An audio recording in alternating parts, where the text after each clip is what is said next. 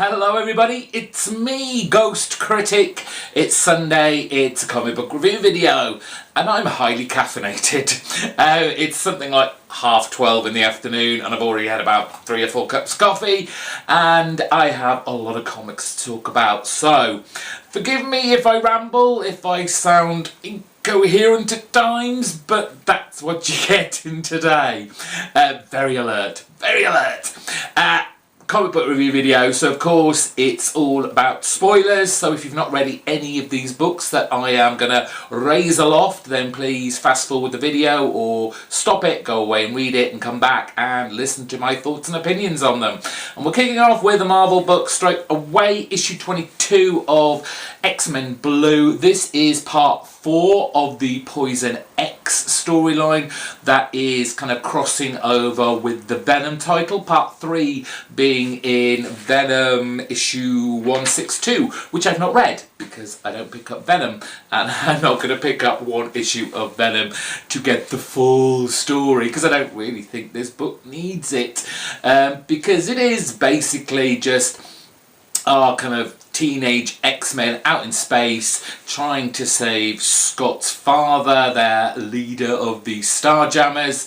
And we saw at the end of the last issue the X-Men basically get taken over by the symbiotes. And this is where I kind of have not a problem as such, I just don't understand the premise of the symbiotes anymore, or maybe I didn't even know at the beginning, because I basically thought that once you had a symbiote on you, it kind of brought out the worst parts of you, and kind of made you kind of villainous in a way, I guess. And looking at the X-Men all kind of symbioted out, you do, at the end of last issue, you kind of think, oh, they're going to go bad. How are they going to get out of this? Is it Eddie Brock and his symbiote Venom going to have to, you know, pry them apart? But it doesn't really seem to be the case here, because they still seem to be the good guys,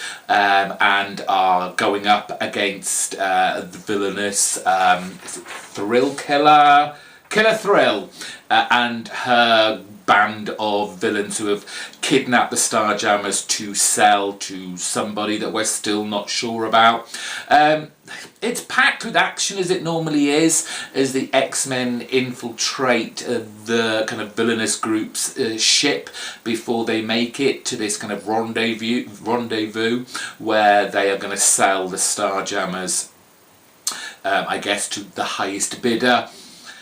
But what is good about it is the thoughts that are going on, particularly in our young Jean Grey's mind, and her thoughts, which I guess are being pushed to the fore by the symbiote, and her thoughts about them being in their future, our present day, and why is it not messing things up more than it should be, really, given that they're no longer in their own time. So what is happening back there? Why is it not affecting the future versions of them per se?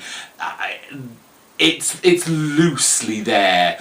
You kind of have to read between the lines a little bit, but it's an okay book. Like I said, I'm not particularly bothered that I'm missing out on parts of this.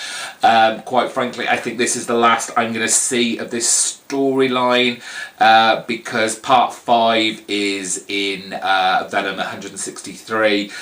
Next week we've got the new storyline, which I think is called Cry Havoc, in a couple of weeks' time. So I'm not even going to know how this story ends, which is kind of a shame, but at the same time, I'm not really that bothered.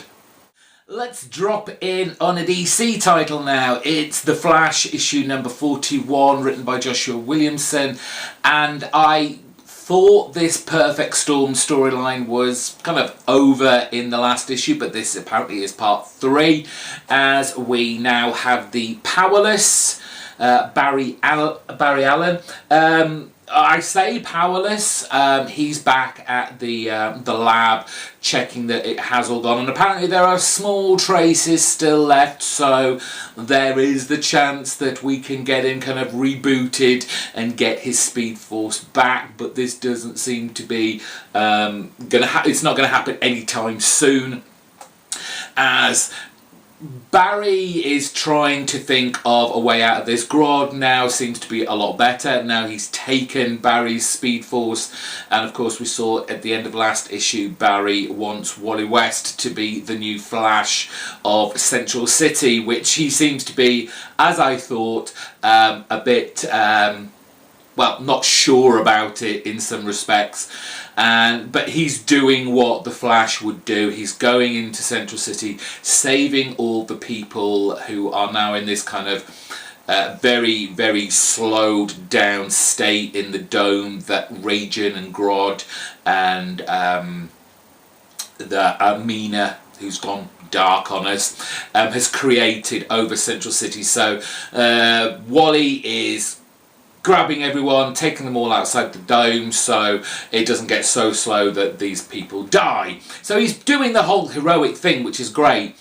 But there are elements of this story that just is like, I don't get why we have to have this kind of cliched storyline where Barry is almost kind of like the villain, in the sense that he's sending his closest and dearest people away because he thinks and probably knows that they are not up to the job of going against Grodd, and so he just wants them out of the way.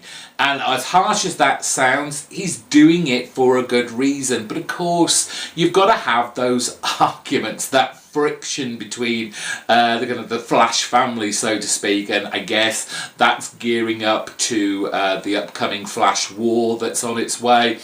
But it's just so cliched. It's like, we've read this kind of storyline before, and of course no one takes any notice of Barry anyway, so what's the point in that part of the story regardless?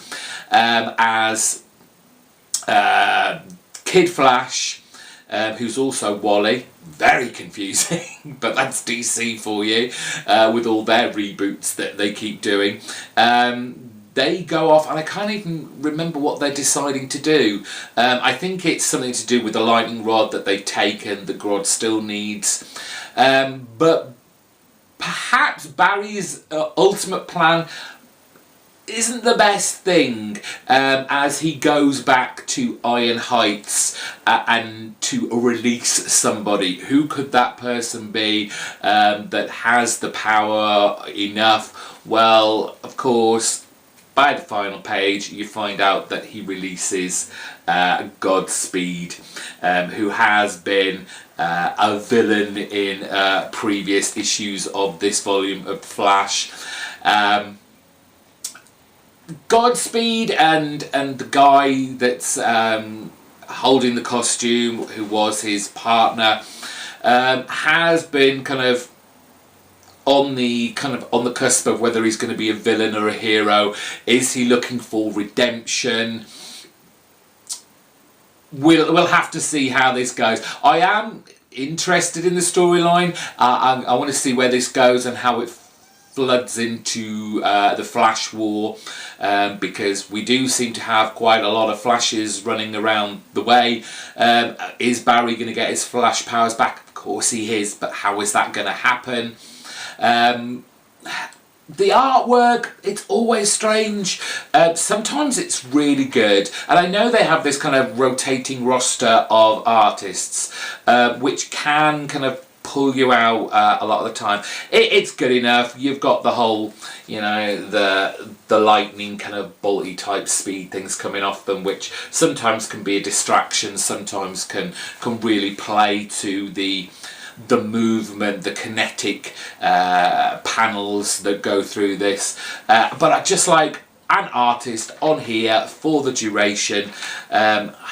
It's still, yes, it's every other week, isn't it? It's still coming out. So I can understand the whole one artist is never going to be able to keep up on this. but kind of have at least artists that are slightly similar.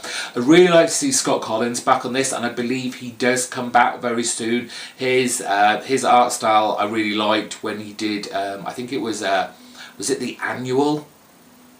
I think it might have been the Annual or a couple of issues back, when they went into the future of Flash and the whole Flash Museum being wrecked and all that. That was really good.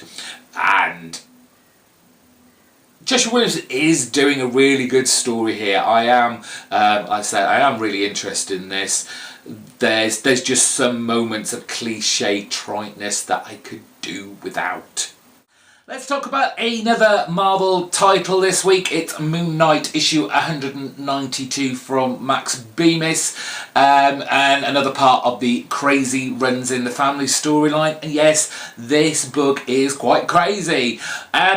We are dealing with the kind of ongoing battle between the two the Sun Ra and the Moon Khonshu, and the eons battle over the ages, and who's right and who's wrong kind of deal. As we've already had Marlene kidnapped, Moon Knight is looking after his child, which is really Jake Lockley's child, but multiple personalities. It's his, so he kind of feels a responsibility in looking after his new daughter. But he has this crazy conversation right at the beginning with Frenchie, his kind of, I don't want to call him sidekick, because he's not really a superhero as such. He's just kind of one of Moon Knight's team, flying the Moon Knight ship and helping him along the way in all his kind of adventures. And what's great about Max Bemis in this book is that he is taking parts of what has gone before, specifically, obviously, Jeff Lemire and Greg Smallwood's previous run, because didn't Frenchie die in the last run? Yes, he did, apparently. And he is here in a kind of undead state. And again, it's the whole what is going on in Mark Spector's mind. Why has he kind of brought Frenchie here? Because is this kind of like just in his head? Obviously, the daughter is sat there, you know, she says, you know, is crazy time talk over, something along that way, because he is, to her, just talking to thin air, being a crazy loopy-loo man. But it does kind of add and extend on from Jeff Lemire's run, this idea of Mark Spector not... Is he trying to ruin his own life, or kind of fulfill the darker needs within him? There's a strange part in this because it was so familiar but from a different title. I said on Wednesday about this whole, what is it about superheroes getting drowned and the like. However, all this does not happen inside this book. I don't know where this comes from. Yes, Moon Knight ends up on this kind of ship freighter type boat thing, and he does indeed fight everyone on there, and it just made me remember Becky Cloonan's run on The Punisher that's just gone, before Rosenberg took over it, and he was on a ship and he was fighting, and you know, it's almost practically the same. I mean, this is great. I love the whole double page splash with the kind of the little kind of panel boxes in between the whole page, showing the kind of dynamic battle that Moon Knight's having, taking down all these kind of crew members to kind of escape this ship, going to this Paradise Island, as he finds out when he opens one of the kind of hull doors and finds all these people hidden inside that have kind of, they're almost kind of part of this Sun Ra god's avatar's cult, where they think this is a paradise island where everything's going to be great and lovely. And we do make it to the island, and it does seem to be like this beachside paradise, obviously very sunny because this is Sun Ra's island, and we're going up to the, I guess, the conclusion of this, between the fight between the two avatars of Mark Spector and the kind of crazy guy here. I can't remember his name, but they have this ritual before the kind of this big fight that they're going to have, I guess, next issue. And drugs, hallucinations, we get this story of, I guess, the battle between Sun Ra and Khonshu. And by the end of the issue, we have the concept that Sun Ra is in the right and Khonshu is actually wrong, and we have this kind of, not history of what's happened in Marvel, but the effects of the superheroes in general in the Marvel universe, and perhaps they should be letting kind of like the world, the earth, go its course, have these, I guess, these invasions, these catastrophes, because the world isn't meant to still be here in the state that it's in, that the superheroes are letting the world evolve in the way it should be naturally, and they are kind of halting its evolution. And it is, by the end of this issue, we have Mark Spector coming out of the kind of hallucination ritual, thinking, oh crap, Khonshu's been wrong all this time and Sun Ra is right. It's a nice twist, and you know, you kind of get the idea, you know, Sun Ra is being classed as the evil, the villain of this storyline. So is all this, you know, a bit of kind of smoke and mirrors? Is it kind of pulling the wool over Mark Spector's eyes to kind of bring him over to his side, and for Sun Ra to eventually defeat Khonshu? We're going to find out in the next issue, but I'm really enjoying this story. I feel like, and I suppose that's because of the artist Jason Burrows, who's kind of just come off a kind of indie Vertigo title, but it does feel more like a Vertigo book, in the kind of, it kind of goes over that more darker line than the kind of fun, family-friendly Marvel universe that we have running through a lot of their books. Let's talk a little bit about Saga. Brian K. Vaughan and Fiona Staples' Image title, up to issue 49, nearly breaching that 50 mark. And Saga, I don't like to keep repeating myself, but Saga, I feel, peaked a long time ago. And again, that's not to say that Saga is never a good read, because it is solid storytelling. However, I always feel things are far too much stretched out. And it kind of hurts the book in some ways, because I guess every time you open the book, you're expecting something something great, something grand to happen, something that pushes the story forward. Unfortunately, this is not always the case with Saga. We have to inch by inch, kind of almost page by day by page, get this storyline to kind of rocket up its arse, basically, because there are moments, there are good bits in this particular issue, but you just want things to move a little bit more fast. It's all very well to have these moments happening, but these moments between certain characters happen too often that don't particularly progress the storyline. We kick off with the Will. Let's show that first shocking page of the Will naked with his penis out. Yes, how shocking. But he's still with this this aggrieved alien creature, and is after Alano and Marco, and taking the Will along for the ride at the same time, basically enslaving him. And it's just a brief moment that, well, again, it lasts 4 pages just to let us know that, oh, we've just missed them. Okay, thanks for that. We have the, I won't call it burgeoning romance between Petrichor and Prince Robot, but they are certainly investigating into their physicality sexually between each other, as we kind of take a glimpse of them in the middle of sex. There are some lovely funny moments that add to the scene, the moment.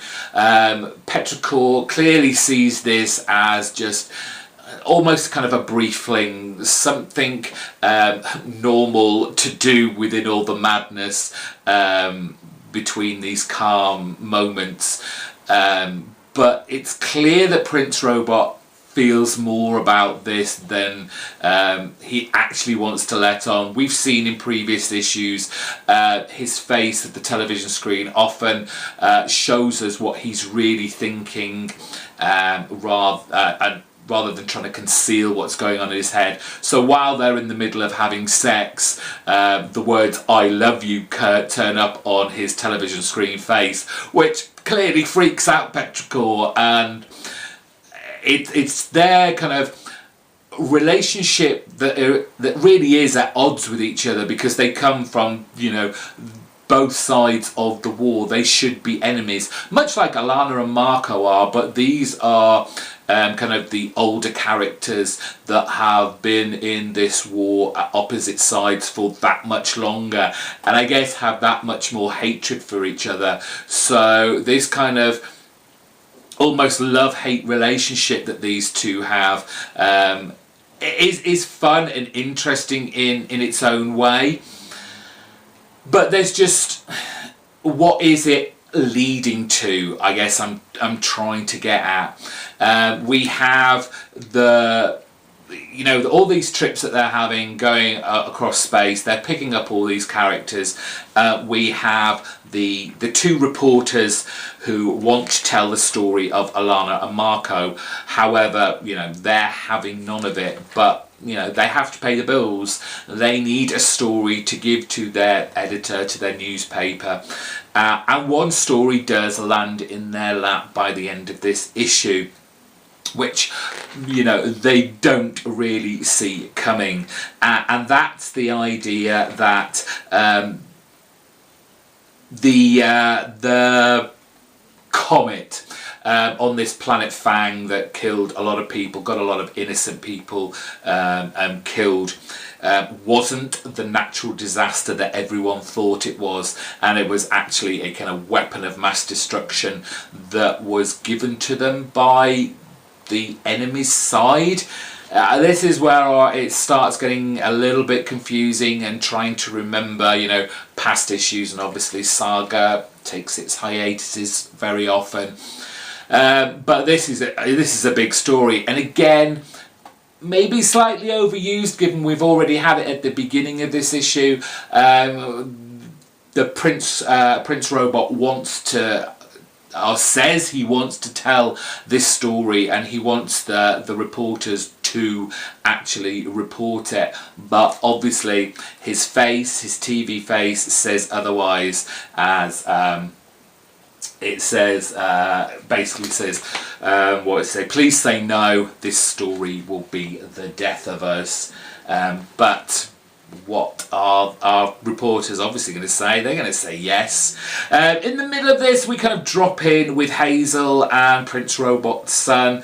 They don't really, they're kind of trying to bond, but kids don't really get it, and they say harmful things to each other. We all know this, things they don't really mean, and you know, words are hurtful. It's Saga, it's good, but as usual, I just want something bigger to happen rather than these moments. Peter Parker, Spectacular Spider-Man, the big one, issue 300 from Chip Zdarsky. This is a big old tomb of a book, obviously greatly higher priced, but you get a big long story for the main and a backup story involving Black Cat. And this is where it gets a little bit crazy and, dare I say, over the top. But at the same time, it's still a lot of fun. We get to the kind of end game. We find out what the end game of the Tinkerer is. And they bring in this, I guess, alien race called the Vidomi. And apparently, the kind of vibe I get from them is they're almost like the Celestials, but on a smaller scale, I guess, where they go from planet to planet deciding whether the population is worthy of kind of surviving. And apparently the Tinkerer met this Vidomi years and years back, and they had this, I guess, alliance with him. And this is where the whole, you know, kind of threads are coming together and kind of almost making sense. The whole mobile phones with the Stark technology have been, while used by the villains for their nefarious uses, they've actually been signals to bring the Vidomi to Earth and, I guess, pass judgment. And this is all down to kind of like the Tinkerer hating the human race. He's had, you know, people dying him, obviously the heroes forwarding all his plans, and this just feels like the ultimate revenge, but at the same time it feels so stupid that a human being, the Tinkerer, wants to destroy the whole planet, and he's naive enough to think that this alien race is going to take him away and to I guess, a better life. It's all action, it's all kind of madness and craziness and lots of chaos going on. All the heroes that haven't got their powers anymore still trying to battle against the big robot that's being controlled by the Tinkerer. You've got, obviously, the Vidomi coming down, and then they throw in, let's go into the past. Peter Parker has this idea to use Doctor Doom's time platform to go back in the past to, I guess, sort this whole mess out. But Doctor Doom kind of throws something in here, which, you know, I know about the time platform, but I didn't know, maybe this is something new. He can now add to his machine that it doesn't matter what they do in the past, it won't affect anything in the future. So how Peter Parker going back to the past is going to solve what's going on in the present, I don't know. If nothing he does in the past affects anything that's going on in the present, what's the point? Maybe I'm missing something there, I don't know. Help me out here. But like I said, I mean, it's great. It's a great read. It's a fun read. There's lots of action. You know, you've got all the fun and excitement of all the battles, and then the quieter moments in. You obviously got the big Vidomi ship there coming over. I guess it's New York City, but it's just full of fun Spidey action, which you expect from kind of a lower tier Spidey book, which it basically is. We look at the backup story. Highlight for this, despite its shortness, is Goran Parlov's artwork, which is just fantastic. I don't know if he's ever done a kind of Spidey title before, but I really, really like the look of this. It is a kind of fun short story of, I guess, the relationship between Spidey and Black Cat. their kind of uneasy, I guess, romance that they've had that I know of in the past. Where they are quite right now is, I'm not sure, but this certainly does set up what is actually going on in Daredevil as well. With obviously Wilson Fisk now being the mayor, which has kind of left a gap. Well, I don't know why there's a gap as the kind of head of the crime lord of New York, but Black Cat certainly wants a piece of that pie.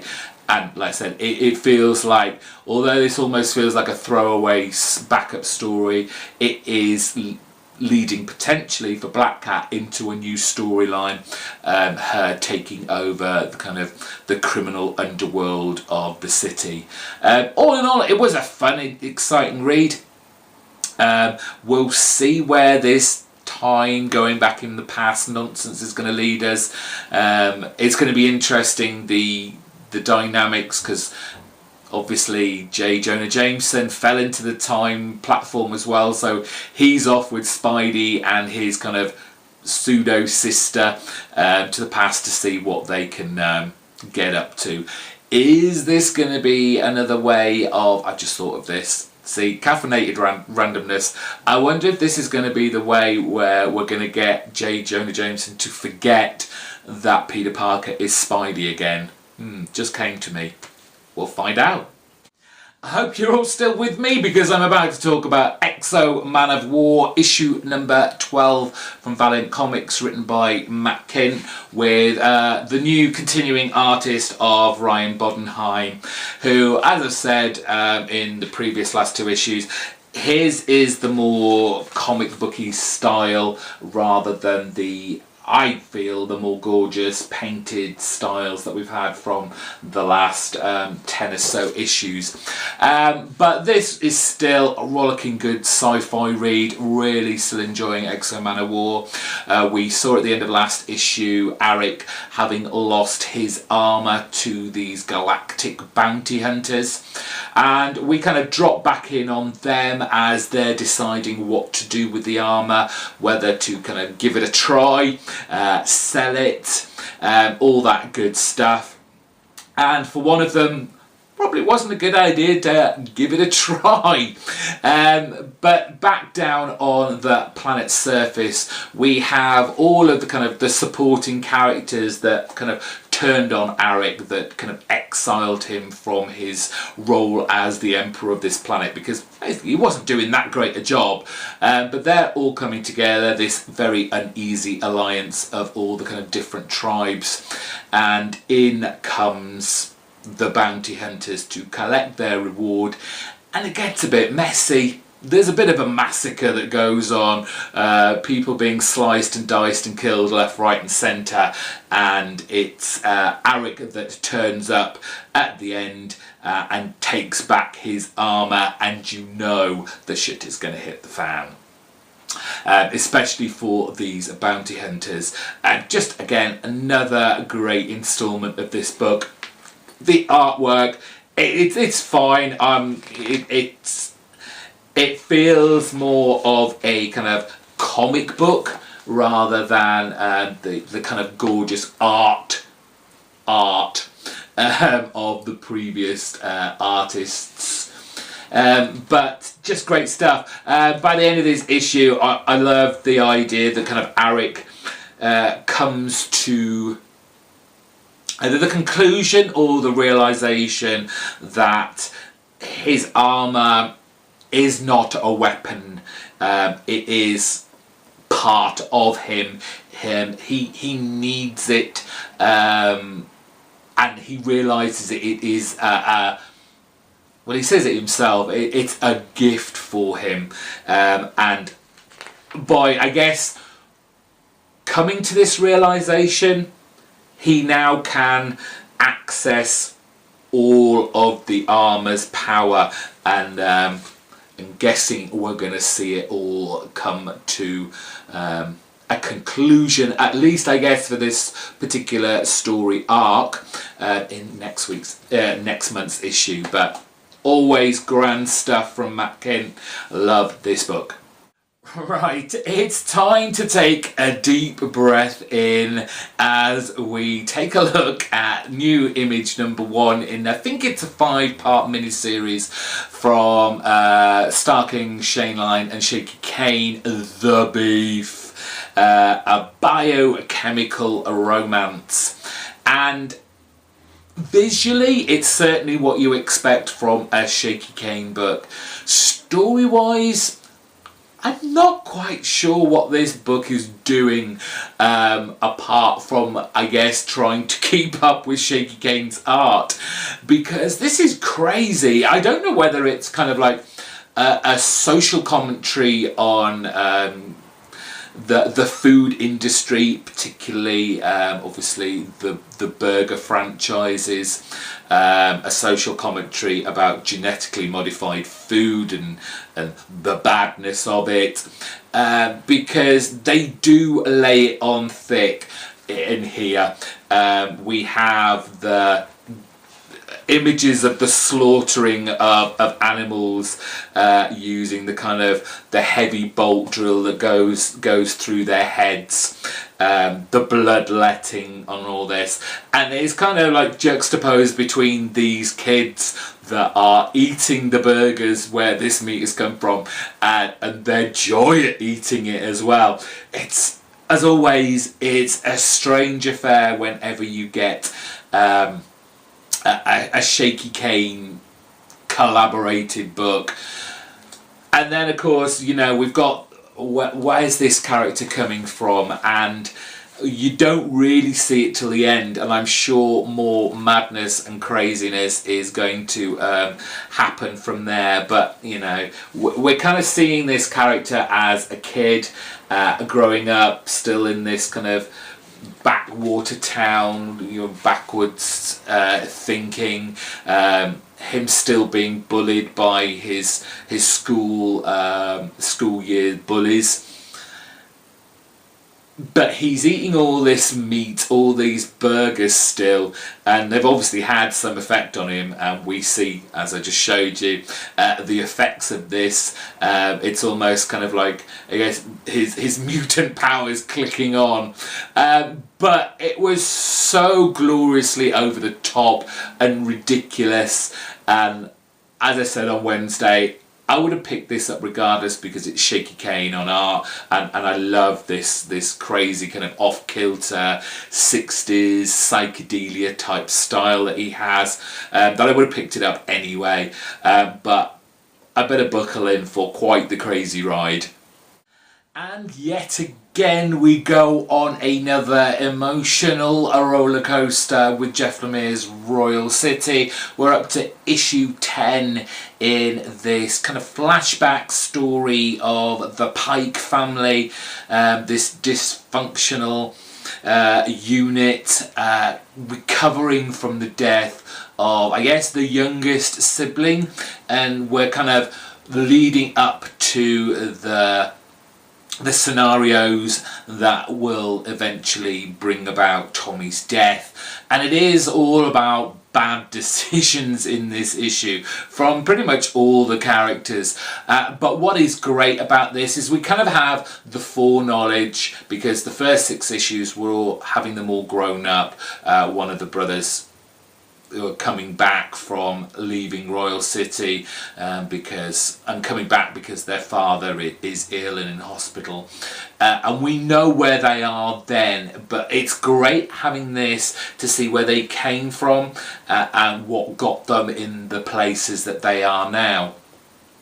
We got Tommy, he's trying to cope with whatever is going on in his head, trying to control it through drugs, finding a respite in the music of the 90s, and it starts off, I guess, with a bad decision from himself, where his the kind of black sheep of the family basically guilts him into going to this kind of warehouse party, which he really doesn't want to go to, but ends up not only, he's already taken his medication, but now he's taking drugs, he's drinking too much, and this is obviously having a strain on him. We drop into the couple, where we find the couple from obviously the first storyline, who are basically in their dead-end lives in the present day, and we see their bad decision in some ways here, where she tells him that, yes, I am pregnant, but should we be having this baby? The Pike brother going, well, yes, I think we should. I want to support it. I'll get a job. I'll do all that looking after the two of you. But his girlfriend is understandably sees what the town is like, sees that there is no future in this city, and doesn't really want the child. But as we'll see coming up, the two of them still get together. They don't leave Royal City. Another bad decision made. The book's also got a lot of loneliness about it, and we see that pretty much from the mother who comes home. We know that she's kind of interested in an ex-partner of hers. She is already married, obviously, here, but she's already had the conversation with an ex-lover, boyfriend from her school days. So you can see that part of the burgeoning affair that we know is going to happen starting there. And I guess it is it's pushing her even further when she comes home. She's all alone, there's no one there, no family, and she's just sat at the table, and you can just feel the loneliness of the scene. Another bad decision, Tommy. Yes, he's kind of drunk and he's high, whatever, but he ends up walking away from the party, finds his brother's on-off girlfriend crying in the woods, and despite the kind of age gap between them, they end up having sex. Not always the best idea when it's your brother's on-off girlfriend, but the heartbreaking part of that obviously is this is Tommy's first time, and it will be his last, as he says in a kind of journal note at the back of this book, that this was a wonderful time, but what comes next is basically me dying. Just again, heartbreaking. Jeff Lemire has such a fantastic way of these kind of character pieces that he does. This is the kind of book that can take its time, that can focus in on the characters, because that's what it's about. It's one of those kind of slice of life, everyday kind of stories, but people dealing with enormous change and obviously dramatic storylines within their lives. And I just feel so much with this book, and enjoy it every time they come out. Looking very much forward to, this sounds bad, to this storyline coming to an end, just so we can probably go back to the present day and continue with their stories, and how they, I hope for some of them, overcome the dysfunctionality within the family, them trying to deal with the death of a brother, a sibling, a son, a friend. I just love this book. So we've made it to the end and to my pick of the week. If you've made it this far, congratulations, and thank you very much for staying around. My pick of the week this week, and it did come as somewhat of a surprise, but I'm really digging this crossover. It is Doctor Strange, issue 386. It's part of this Damnation storyline that's going on. This is, I guess you could call it part 2. We had issue number 1 of the kind of mini event that's going on with Doctor Strange. But This is a surprise, very much so. Not so much because obviously I've been enjoying Doctor Strange for a while now. Johnny Cates doing some great work on this book, but you know, you hear crossover event, you hear mini-series, you hear tie-ins, and your heart kind of sinks a little bit, and you think, oh really, do we have to? But I'm really digging this. It's so good. And even if you're not picking up the main series, you can read this and kind of pick up what has been going on to some extent. As we kind of get the events at the start of this book, you kind of get the small events that happen before what happened in issue 1 of the main kind of mini event, and we have Doctor Strange kind of prepping himself for going to Vegas to as we already know, that's read issue 1 of the mini series, to raise Las Vegas from the ground, and that he knows he's going to bring everybody who died back to life as well. I love the pairing of this ghost dog Bats that he has acquired now. Bats is almost the kind of, almost his conscience now, that Doctor Strange, Stephen Strange, completely ignores, to be fair. But it's almost this kind of Jiminy Cricket type character, you know, saying, is this really a good thing to be doing? But off they go, and they're there on the outskirts. And although you kind of get this impression now that Doctor Strange really feels kind of alone, he's kind of pushed everyone away now, and he is doing, not necessarily doing things on his own terms, but he's making his own decisions without having to worry about the people, his supporting characters around him. Wong's gone, Zelma has disappeared, and all that's left now is the dog Bats. Nico Henriksen's back on art, and I know I had a little bit of a problem with him when he was doing it right after Pacello, but it really, I'm kind of coming round to him now, especially on these big double page spreads he does, as we kind of get, if you haven't read the first issue, you kind of get an update of what's happening and what's going on in those 2 panels, but you kind of get the rose tinted glasses version at first, and then, you know, Doctor Strange fesses up to, you know, the shit hit the fan and this is really what happened. And it's from here that we now get into the whole Mephisto Doctor Strange battle for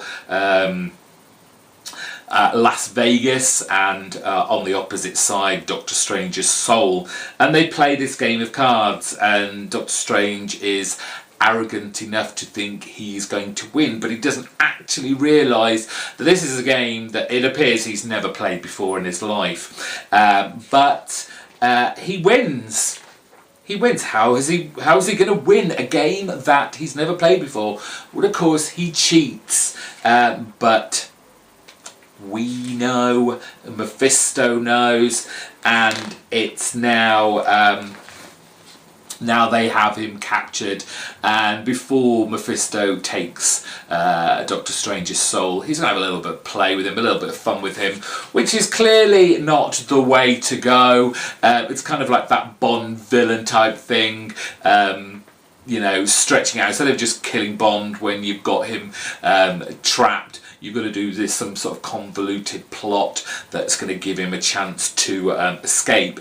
However, we see, and I didn't quite get this from issue 1 of Damnation, but all the superheroes that were in Las Vegas at the time, they seem to have been possessed by demons, and we get this more to the fore on the last couple of panels, where we see Thor, our Jane Foster version of Thor, in her kind of demonic looking visage, do a bit of Misery, Stephen King's Misery on Doctor Strange's ankles and smashes them with Mjolnir the hammer.